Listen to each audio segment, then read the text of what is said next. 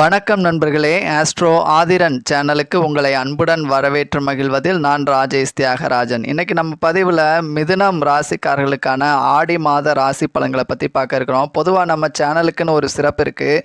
அதாவது ஒவ்வொரு மாத ராசி பலன் பதிவின் போதும் பதிவிற்கு இடையில் சில குறிப்பிட்ட தேதிகளை சொல்லிட்டு வந்துட்டுருக்கேன். ஸோ அந்த தேதிகளில் பிறந்தவங்களாக இருந்தீங்க அப்படின்னா நிச்சயமாக இந்த மாதத்தில் பிரச்சனைகளை சந்திக்கிறதுக்கான வாய்ப்புகள் இருக்குது. ஸோ பதிவை ஸ்கிப் பண்ணாமல் கடைசி வரைக்கும் பாருங்கள். பொதுவாக எந்த ஒரு ராசி பலன் சேனல்லையும் உங்கள் ஃபீட்பேக் சொல்லுங்கள் அப்படின்ற வார்த்தைகளை சொல்ல மாட்டாங்க. ஆனால் நான் சொல்கிறேன், நான் குறிப்பிட்டு சொல்லக்கூடிய இந்த தேதிகளில் பிறந்தவங்களாக இருந்தீங்க அப்படின்னா மறக்காமல் இந்த மாதத்தில் பிரச்சனைகளை சந்திச்சிங்களா இல்லையா அப்படின்ற உங்கள் ஃபீட்பேக்கை சொல்லுங்கள். ஸோ அதுக்கு முன்னாடி நம்ம சேனலோட அறிமுக நபர்களாக இருக்கீங்க, நம்ம சேனலுக்கு இதுதான் முதல் தடவையாக வர்றீங்க அப்படின்னா மறக்காமல் பெல் பட்டன் அழுத்தி சப்ஸ்கிரைப் பண்ணிடுங்க. ஒரு லைக் பட்டனையும் ப்ரெஸ் பண்ணிடுங்க. மிதுனம் ராசிக்காரர்களுக்கு ஆடி மாதம் அப்படின்றது வேறு ஒன்றும் இல்லைங்க. உங்கள் ராசிக்கு முயற்சி ஸ்தானாதிபதி அப்படின்னு சொல்லக்கூடிய சூரியன் உங்கள் ராசிக்கு தனஸ்தானம் அப்படின்னு சொல்லக்கூடிய கடக ராசியில் பயணிக்கக்கூடிய காலத்தை தான் இந்த ஆடி மாதம் அப்படின்னு சொல்லுவாங்க. இதை மலையாளத்தில் சூரியன் கடக ராசியில் பயணிக்கக்கூடிய காலம் அப்படின்றனால இதை கடக மாதம் அப்படின்னு கூட சொல்லுவாங்க. இந்த ஆடி மாதத்தை பொறுத்த வரைக்கும் உங்களுடைய முயற்சி ஸ்தானாதிபதின்னு சொல்லக்கூடிய சூரியன் உங்களுடைய தனஸ்தானத்தில் பயணிக்கக்கூடிய காரணத்தினால நீங்கள் எடுக்கக்கூடிய எந்த ஒரு முயற்சிக்கும் அதற்கான பிரதிபலன் அப்படின்றது நிச்சயமாக உங்களுக்கு ஒரு பணமாகவோ இல்லை பொருளாகவோ கிடைக்கும் அப்படின்னே சொல்லலாம். அது மட்டும் இல்லை, நீங்கள் முயற்சி அப்படின்றது ஒரு துணிச்சலோடு செயல்படுவீங்க. ஏன்னா உங்கள் ராசிக்கு 3ஆம் இடத்துல செவ்வாய் கேது அப்படின்ற பாவ கிரகங்கள் பலமாக இருக்குது. பொதுவாக எந்த ஒரு இடத்துலையும் பாவ கிரகங்கள் பலமடைகிறது அப்படின்றது நல்லதில்லை. ஆனால் ஒரு ராசிக்கு 3ஆம் இடத்துல பாவகிரகங்கள் பலமடைகிறது அப்படின்றது ரொம்ப நல்லது. அவங்களுடைய தைரியத்தையும் துணிச்சலையும் அந்த பாவகிரகங்கள் முன்னின்று வழி நடத்தும் அப்படின்னே சொல்லலாம். ஸோ அதனால் நீங்கள் செய்யக்கூடிய செயலில் உங்களுடைய தைரியம் ஒரு முதன்மையாக இருக்கும் அப்படின்னு சொல்லலாம். அது மட்டும் இல்லை, இந்த ஆடி மாதத்தை பொறுத்த வரைக்கும் உங்கள் ராசியிலேயே குரு, புதன், சுக்கிரன் அப்படின்ற 3 கிரகங்கள், அதாவது பொதுவாக இந்த மிதுன ராசிக்காரங்களை பொறுத்த வரைக்கும் மற்றவங்களுக்கு ஆலோசனை வழங்கியே பழக்கப்பட்டவங்க, மற்றவங்களோட ஆலோசனை கேட்டு பழகினவங்க அப்படின்னா இந்த மிதுன ராசிக்காரங்களுக்கு அது பொருந்தாது. மற்றவங்களோட ஆலோசனை வழங்கி தான் இவங்களுக்கு பழக்கம். அதன் அடிப்படையில் எடுத்துக்கிட்டிங்கன்னா இந்த புத்திசாலித்தனத்தை குறிக்கக்கூடிய கிரகம் இந்த புதன், அதோட ஒரு ஆலோசனைக்கு உரிய கிரகம் அப்படின்னா குரு. இது ரெண்டுமே உங்கள் ராசியில் பயணிக்கக்கூடிய காரணத்தினால நீங்கள் மற்றவங்களுக்கு வழங்கக்கூடிய ஒரு ஆலோசனை அப்படின்றது நிச்சயமாக உங்களால் பயனடைவாங்க அப்படின்னே சொல்லலாம். இந்த ஆடி மாதத்தை பொறுத்த வரைக்கும் உங்கள் ராசியிலேயே 5ஆம் இடத்ததிபதி புத்திசாலித்தனத்தை குறிக்கக்கூடிய புதன், குரு இத்தனை கிரகச்சேர்க்கை இருக்கக்கூடிய காரணத்தினால நீங்கள் இந்த மாதத்தில் செய்யக்கூடிய எந்த ஒரு செயல்லையுமே சொல்லலாம் ஒரு புத்திசாலித்தனம், அதே மாதிரி ஒரு தனித்தன்மை அப்படின்றது இருக்கும் உங்களுடைய வேலையில் செயலில் அப்படின்னு சொல்லலாம். இந்த மாதத்தை பொறுத்த வரைக்கும் உங்களுடைய தொழில் வருமானம் அப்படின்னு எடுத்துக்கிட்டிங்கன்னா உங்களுடைய தனஸ்தானாதிபதி சந்திரனாக வராரு. இந்த சந்திரன் அப்படின்றது தாயாரை பற்றி சொல்லக்கூடிய ஒரு கிரகம். அந்த தாயாரை குறிக்கக்கூடிய இடத்துல சூரியன் இந்த மாதம் உங்கள் ராசியில் இருக்கக்கூடிய காரணத்தினால வருமானம் அப்படின்றது சிறப்பாக இருக்கும். ஆனால் அதே நேரத்தில் இந்த மிதுன ராசிக்காரர்களுக்கு ஒரு சீக்ரெட் என்ன, அதாவது உங்களுடைய வருமானத்தை பெருக்க செய்கிறதுக்கான சீக்ரெட் என்ன அப்படின்னா உங்களுடைய தாயாருடைய கையில் தான் இருக்குது. எந்த அளவுக்கு நீங்கள் தாயாரோடைய ஒரு அன்பையும் பாசத்தையும் அந்யோன்யத்தையும் நீங்கள் பெறுறீங்களோ அந்த அளவுக்கு உங்களுடைய வருமானம் அப்படின்றது நிச்சயமாக உயர்ந்துக்கிட்டே போகும். ஆனால் யாரெல்லாம் இந்த மிதுன ராசிக்காரங்களை பொறுத்த வரைக்கும் தாயாருடைய வெறுப்புக்கு ஆளாகிறீங்களோ உங்கள் கையில் நீங்கள் என்ன வருமானம் வந்தாலும் தங்காது. உங்களுடைய வருமானம் அப்படின்றது நாளுக்கு நாள் குறைந்து கொண்டே தேய்ந்து கொண்டே போகும் அப்படின்னு சொல்லலாம். ஸோ உங்களுடைய வருமானம் பெருகணும், உங்களுடைய தனப்பிராப்தம் அதிகரிக்கணும் அப்படின்னா நிச்சயமாக தாயாருடைய ஆசையை பெறுங்க. நிச்சயமாக உங்களுடைய வருமானம் சிறப்பாக இருக்கும் அப்படின்னு சொல்லலாம். இந்த மாதத்தை பொறுத்த வரைக்கும் உங்களுடைய தொழில் அப்படின்னு வர்றப்போ வாடிக்கையாளர்களோட நேரடியாக தொடர்பு உள்ள துறைகளாக பணிபுரிகிறவங்களா இருக்கட்டும், சுயதொழில் செய்கிறவங்களா இருக்கட்டும், மார்க்கெட்டிங் பிஸ்னஸ் பண்ணுறவங்களா இருக்கட்டும், இந்த மாதம் உங்களுடைய தொழில் வருமானம் அப்படின்றது ரொம்பவே சிறப்பாக இருக்குது அப்படின்னு சொல்லலாம்.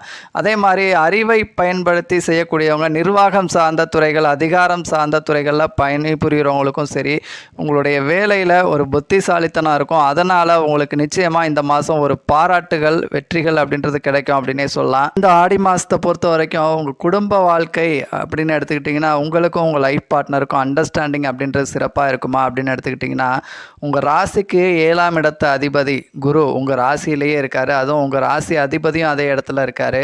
அதே மாதிரி களத்திரக்கார கிரகம் அப்படின்னு சொல்லக்கூடிய சுக்கிரன் உங்கள் ராசியில் வராரு. சுக்கிரனும் உங்கள் ராசியில் இருக்கக்கூடிய காரணத்தினால உங்களுக்கும் உங்கள் லைஃப் பார்ட்னருக்கும் அண்டர்ஸ்டாண்டிங் அப்படின்றது ரொம்பவே நெருக்கம் அப்படின்றது ரொம்பவே சிறப்பாக இருக்கும். எந்த ஒரு விஷயமும் சரி உங்களுடைய ஒப்புதல் ஆலோசனை இல்லாமல் அவங்க தன்னிச்சையாக செயல்பட மாட்டாங்க அப்படின்னு சொல்லலாம்.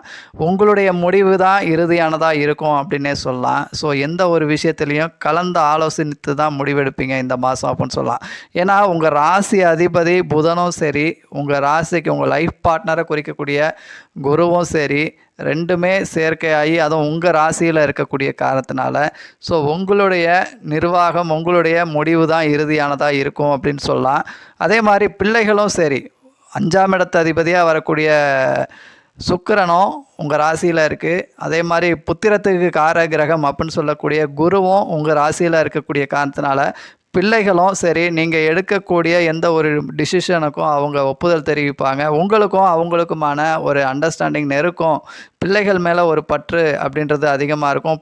நீங்கள் வச்சுருக்கக்கூடிய பாசத்தை காட்டிலும் அவங்க உங்கள் மேலே வச்சுருக்க ஒரு அஃபெக்ஷன் நெருக்கம் அப்படின்றது இந்த மாதம் ஒரு அதிகமாகவே இருக்கும் அப்படின்னு சொல்லலாம்.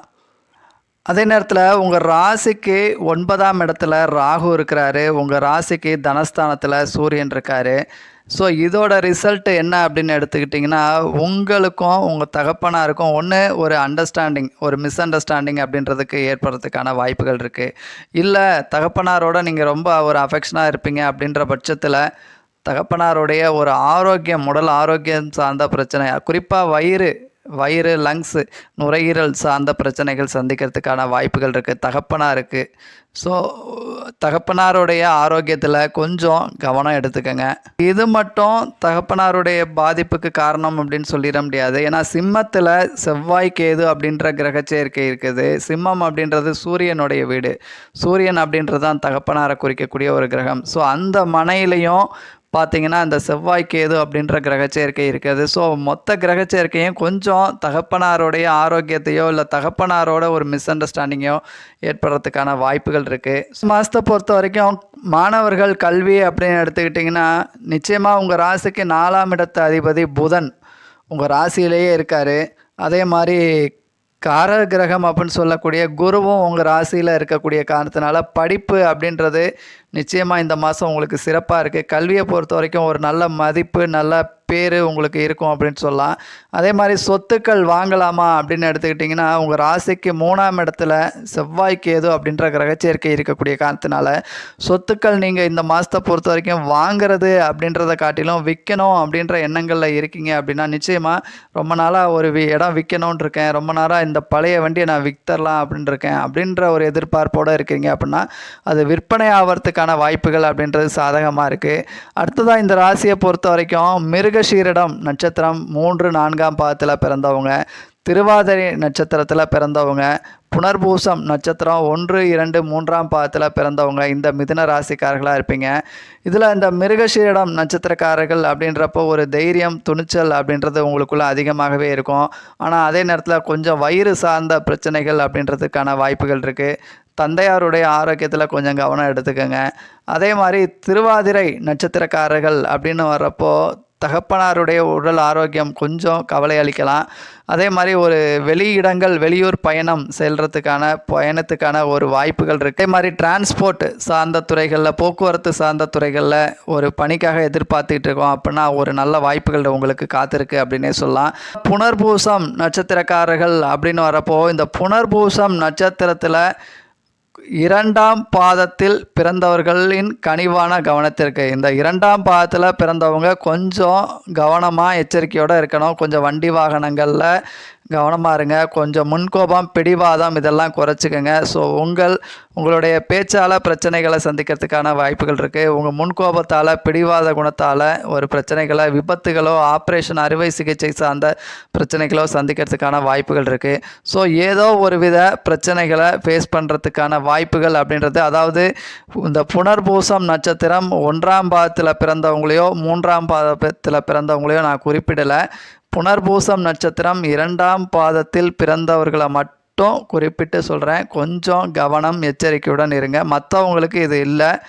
ஸோ இந்த புனர்பூசம் நட்சத்திரம் 2ஆம் பாதத்தில் பிறந்தவங்களாக இருந்தீங்க அப்படின்னா நிச்சயமாக இந்த மாதத்தில் ஏதாச்சும் பிரச்சனைகளை சந்திச்சிங்களா இல்லையா, ஆல்ரெடி பிரச்சனைகளை இருக்கீங்களா இல்லையா அப்படின்றத மறக்காமல் நம்ம சேனலில் கமெண்ட் செக்ஷனில் தெரிவிங்க. அதுதான் மேலும் சில குறிப்பிட்ட தேதிகளை சொல்கிறேன். அதாவது ஜனவரி மாதம் 9, 10, 11ஆம் தேதிகளில் பிறந்தவங்க, மார்ச் மாதம் 9, 10, 11ஆம் தேதிகளில் பிறந்தவங்க, மே மாதம் 9, 10, 11ஆம் தேதிகளில் பிறந்தவங்க, ஜூலை மாதம் 11, 12, 13 இந்த தேதிகளில் பிறந்தவங்க, செப்டம்பர் மாதம் 12, 13, 14 தேதிகளில் பிறந்தவங்க, நவம்பர் மாதம் 11, 12, 13.